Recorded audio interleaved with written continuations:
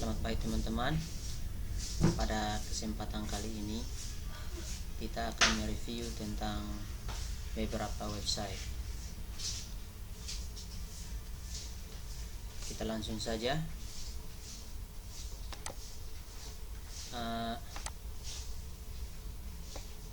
Pertama-tama kita akan mereview tentang website Weebly. Kita masuk dalam usability atau kegunaan daripada website Weebly ini. Jadi Weebly adalah website builder yang sangat persis untuk website e-commerce. Meskipun tidak cocok untuk website e-commerce besar, Weebly memberi pengguna kecil pilihan yang sangat hemat untuk digunakannya. Kita lihat akan learnability atau kemampuan dari Weebly. Jadi Weebly mendapat peringkat A yang solid dalam pengujian kecepatan bicaranya. Kita lihat efisiennya di sini. Di satu sisi rasanya seperti seperti pengurangan jumlah template, juga memangkas biaya mungkin karena perlu yang mengurangi jumlah template yang lebih lama yang mungkin tidak cocok untuk responsivasi seluler.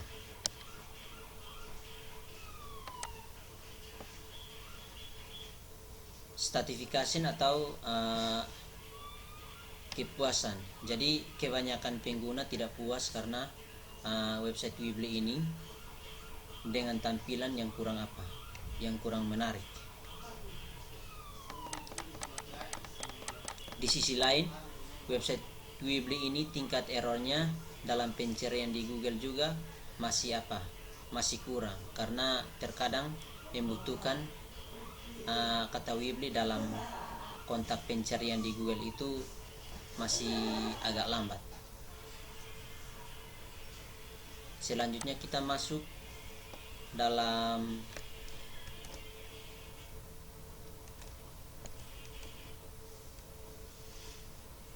desain tujuan awalnya.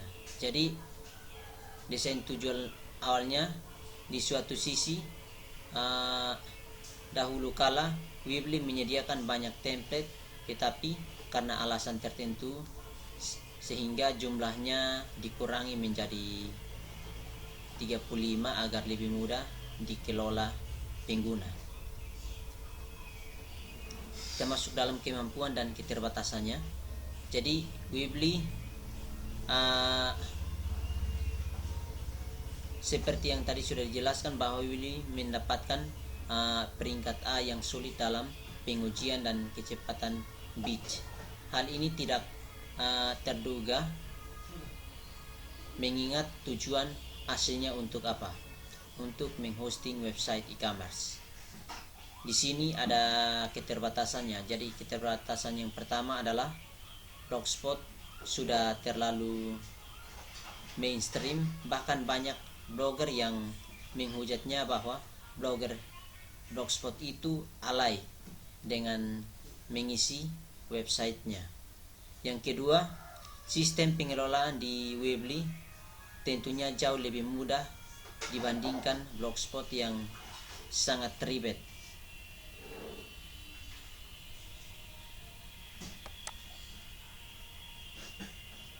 Yang ketiga adalah desain yang disediakan pada Weebly jauh lebih keren karena stylish dibanding Blogspot yang terlihat kaku dan tua. Jadi teman-teman bisa lihat daripada desain daripada Weebly seperti ini. Oke, kita masuk dalam isi dan tampilannya. Jadi isi dan tampilannya teman-teman bisa lihat di gambar di bawah ini. Ini adalah tampilan dari website Weebly.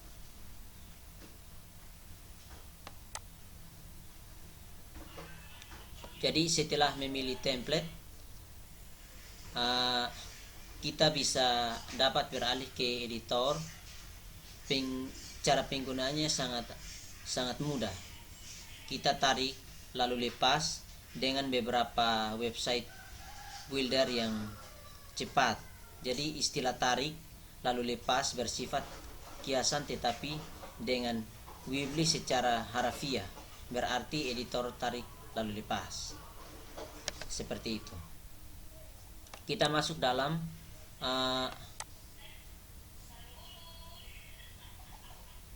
fungsionalitasnya. Jadi fungsionalitas Weebly adalah website builder yang sangat persis untuk website e-commerce. Kita masuk dalam kelebihan dan kekurangannya. Jadi kelebihan pertama di sini adalah kecepatan website yang solid. Yang kedua, template tersedia. Yang ketiga, editor praktis dan mudah digunakan. Yang keempat, aplikasi seluler Weebly sekarang dalam versi 5.0. Yang kelima, pusat aplikasi Weebly. Keenam, fitur tambahan bonus. Yang ketujuh, dapat beralih dari Weebly. Kita masuk dalam kekurangan daripada Weebly ini. Yang pertama, free leader terkait di domain Weebly. Yang kedua, alat untuk login terbatas. Dan yang ketiga,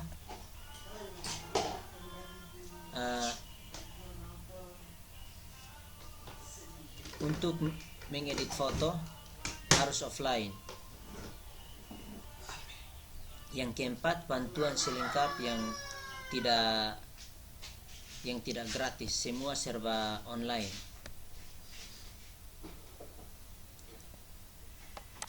Oke, itu adalah penjelasan sedikit dari Weebly. Dan selanjutnya kita masuk dalam website builder.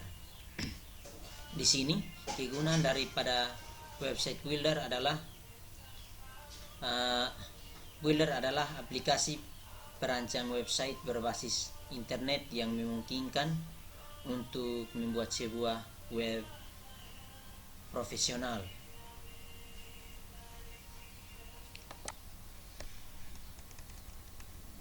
Lemability atau kemampuannya daripada website builder ini adalah pertama, murah dan aksesnya lebih cepat. Yang kedua, hal utama yang menjadi kelebihan website builder adalah tidak perlunya keahlian untuk coding. Oke, selanjutnya kita masuk dalam efisien. Jadi di sini para pengguna mengklaim bahwa yang pertama mengklaim bahwa kurang efisien karena fitur terbatas, layanan customer service yang minim, flash dan juga flash based.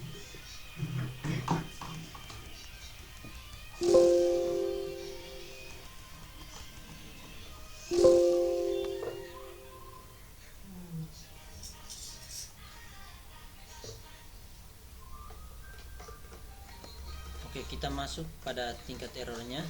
Yang pertama, loadingnya lambat dan tingkat COE yang lemah.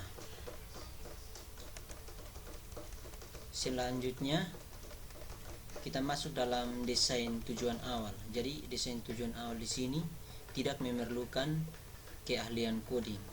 Hal utama yang menjadi kelebihan website builder adalah tidak perlu banyak keahlian coding dan tidak perlu bantuan pakar website.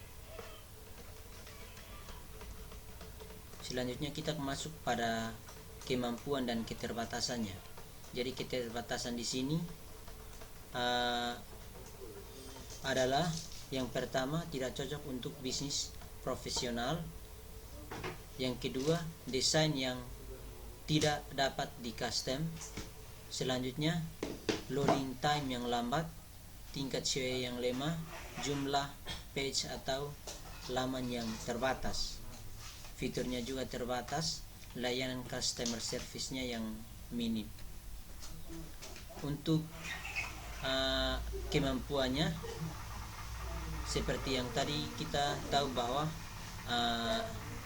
kemampuannya ini tidak memerlukan coding dan juga website ini sangat murah. Kita lihat isinya. Jadi isi daripada website ini contohnya seperti ini. Tampilannya sangat sederhana. Jadi bagi pengguna tidak bingung untuk mengunjungi web tersebut. Kita masuk dalam fungsionalnya. Fungsionalitasnya adalah aplikasi perancang website berbasis internet yang memungkinkan untuk membuat sebuah website profesional. Jadi penggunaan dan manajemen pun terbilang cukup murah karena adanya fitur-fitur seperti menambah, menghapus, mengedit konten, artikel, dan juga gambar serta video multimedia lainnya.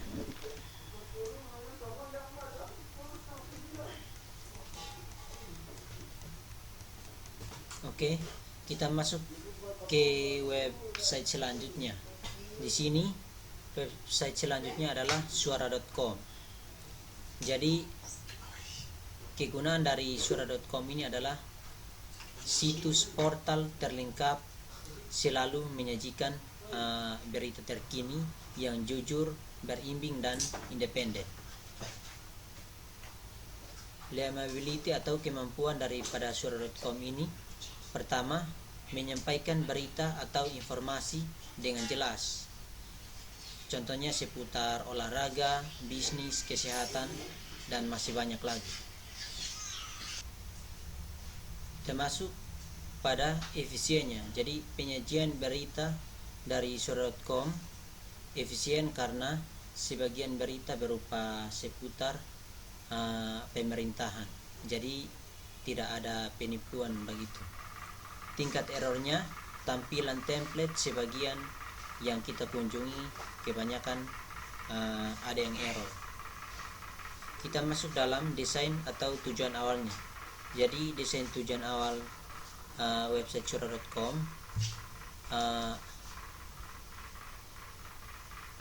situs portal ini menempati posisi 11 sebagai website portal terbaik di Indonesia.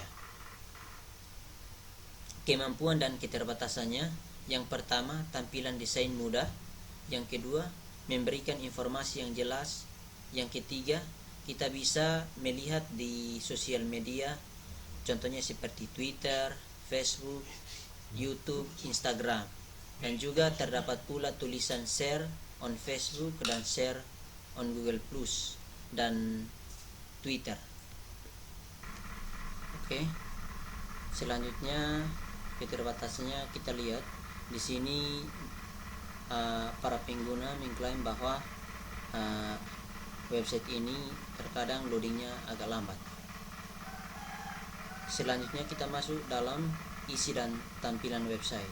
Jadi teman-teman bisa lihat di sini isi dan tampilan daripada website tersebut seperti ini. Jadi di sini ada contohnya news tentang bola, tentang sport, dan foto, video, dan masih banyak fitur-fitur lainnya yang digunakan dalam website ini.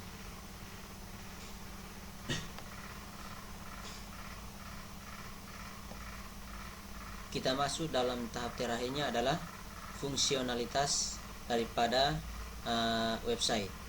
Jadi functionality website ini sangat mudah digunakan oleh pembacanya. Dapat dilihat bahwa di bagian bawah web terdapat beberapa link media sosial yang dapat terhubung dan dapat digunakan oleh pembaca untuk membagikan berita kepada khalayak.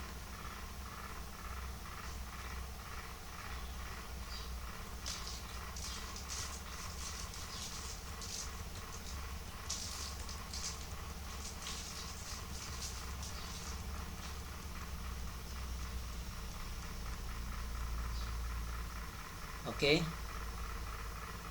Selanjutnya adalah fifanews.com. Jadi di sini desain tujuan awalnya fifanews.com diluncurkan pada tahun 2018. Ini merupakan salah satu web yang menjadikan internet sebagai medianya. FIFA News yang dikelola oleh FIFA Media Baru yang merupakan anak perusahaan Visi Media Asia. Jadi pengelolanya adalah Antv dan TV One, menggabungkan antara teks, foto, video, dan suara pada kontennya. Kita masuk pada kemampuan dan keterbatasan. Jadi kemampuan pertama adalah kecepatan berita yang ditampilkan ekstrak sangat cepat dalam mengakses berita-berita kontroversial. Yang kedua, layanan beritanya memang sangat inovatif dalam menyajikan berita. Yang ketiga, memiliki forum sendiri yang beralamat di http://forum.fifanews.com. Kita masuk dalam keterbatasan. Jadi keterbatasan di sini adalah berita yang disajikan terbatas pada peristiwa-peristiwa nasional dan internasional. Jadi jarang ditemui berita yang dari pelosok atau negeri Indonesia. Sepertinya fifanews.com perlu melebarkan sayap ke seluruh tanah air kita.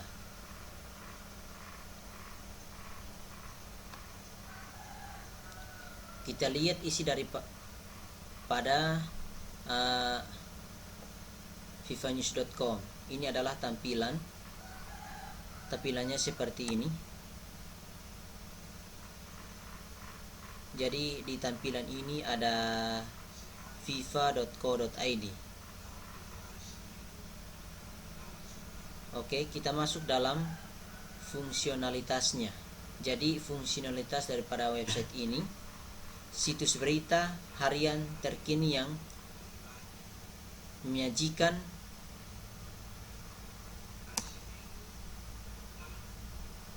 berita hari ini dan kabar terbaru seputar politik hingga berita, lifestyle, dan olahraga.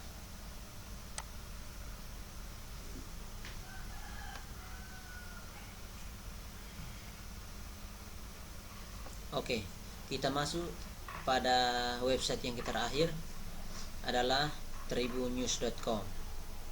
Kita masuk dalam desain awalnya, situs berita online yang dipublikasikan oleh PT Indonesia Prima Media. Situs berita ini menyediakan berbagai macam berita yang tersedia, baik itu berita lokal, nasional hingga internasional secara aktual dan cepat. Kemampuan dan keterbatasannya, kita lihat kemampuan pertama adalah menyediakan berita dengan kategori pada setiap halaman.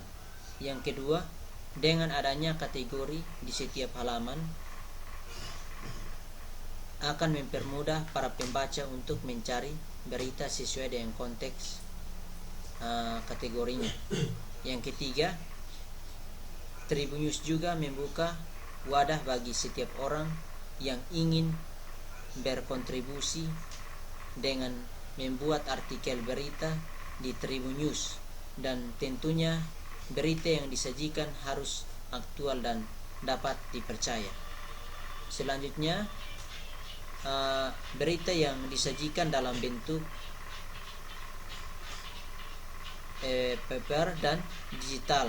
Paper yang sangat menarik sehingga pembaca dapat merasa seperti membaca media cetak namun dalam bentuk digital. Yang terakhir adalah terdapat informasi mengenai penjualan dan lowongan, sehingga akan sangat bermanfaat bagi para pembaca untuk mendapatkan informasi apabila ingin mencari informasi penjualan dan lowongan pekerjaan. Oke, selanjutnya kita masuk dalam keterbatasan daripada website tribunnews.com. Keterbatasan di sini adalah kekurangan menyediakan informasi terupdate seputar trafik, jam atau arus lalu lintas di ibu kota.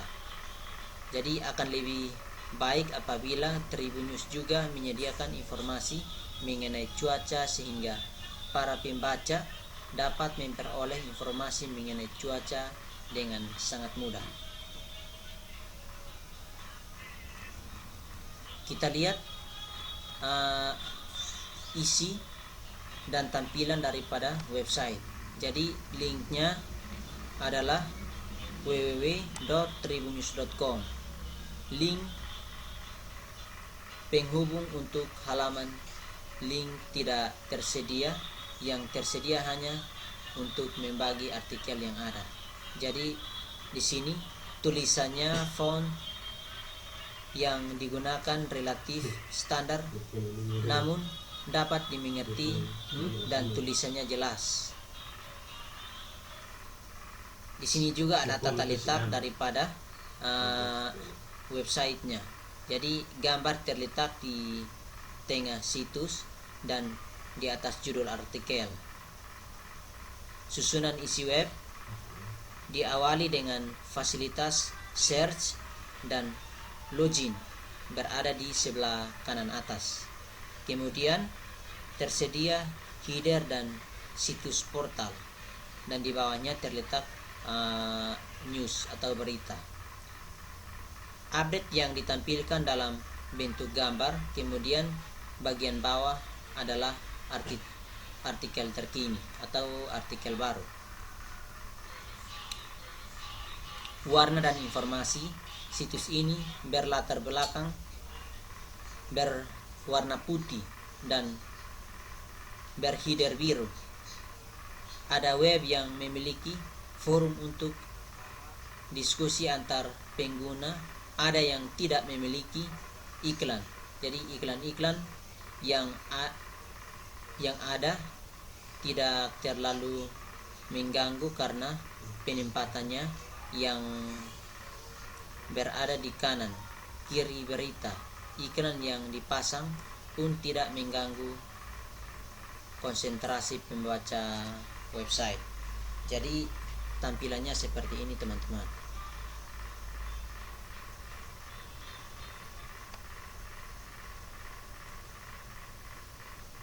Oke, kita masuk dalam fungsionalitas.